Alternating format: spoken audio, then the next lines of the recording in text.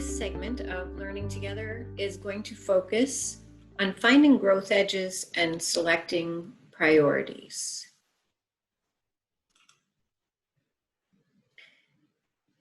All of the high impact leadership work focuses on 4 principles for school renewal: positive core, evidence-based decisions, collective ownership, and organizational learning.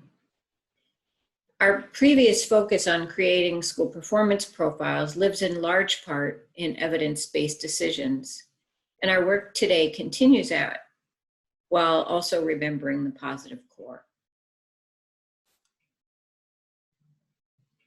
So specifically, when we're looking at identifying student strengths and growth edges, which in turn will help us identify aligned priority growth targets, we need the student data in order to move through that process. And you'll notice in this graphic for high impact leadership process alignment that we also have in our performance profile classroom practice data, leadership and support data, and those will have their own strengths and growth edges and priority growth targets. And we want them all ideally to be aligned to the student literacy priority growth targets. Although it's not necessarily a linear process, but rather recursive, we know that we aren't starting our work in a school with a blank slate.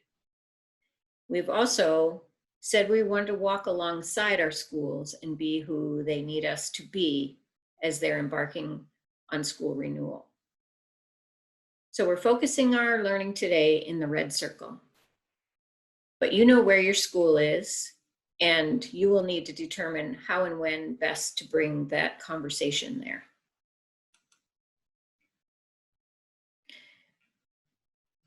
So you'll see in this graphic, we have a student who's lining up to shoot an arrow at a target.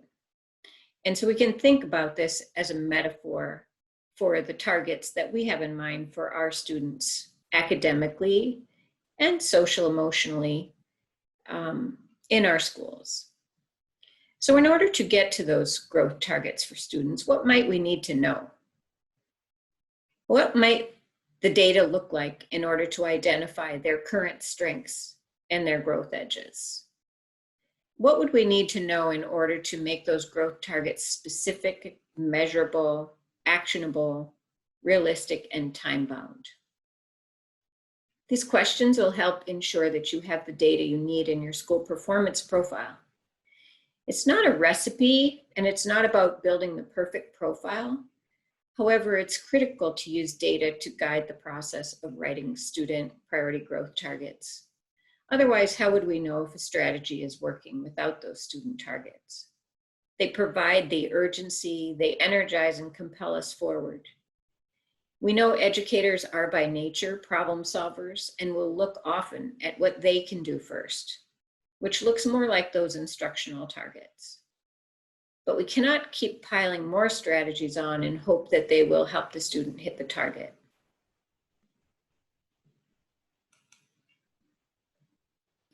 All of our data in our student performance profile tells us something about what our students know and can do. And they are often different grain sizes. So for example, MSTEP data or NWEA MAP data is going to be a much larger pebble size, whereas observable data while a child is reading aloud to you is going to be a much smaller grain size. But they all tell us something about our students and where their strengths are and where their growth edges might be. For instance, when we're back to our analogy of our student lining up to shoot an arrow at a target, if we say we want all our students to hit that target 9 out of 10 times, that's kind of a big summative data piece. Whereas if we say we want students to be able to hold the bow and arrow correctly We want them to be able to adjust for wind. Those are more specific skills. So how do we facilitate the development of those student priority growth targets? The first step is to identify current student literacy strengths and growth edges. What are the student zones of proximal development? What do they need next in the areas of reading, writing, vocabulary, spelling, etc.? We need to know more than just the general proficiency rating on a big summative test. This is where your literacy coaches might come in handy, where your more local data is going to tell you your more specific information about your students. Examine and determine possible interactions between student growth edges. Where might they connect this reading skill to that writing skill, for example, this vocabulary skill to this reading skill? And then you're going to develop 1 to 3 student literacy priority growth targets, describing the desired level of performance of each.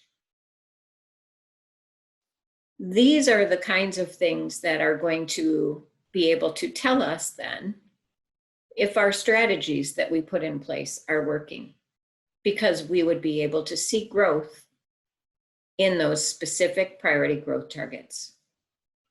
And this is often where we have the biggest difference between what typically might have been school improvement goals and now in the school renewal process to get down to this level of action.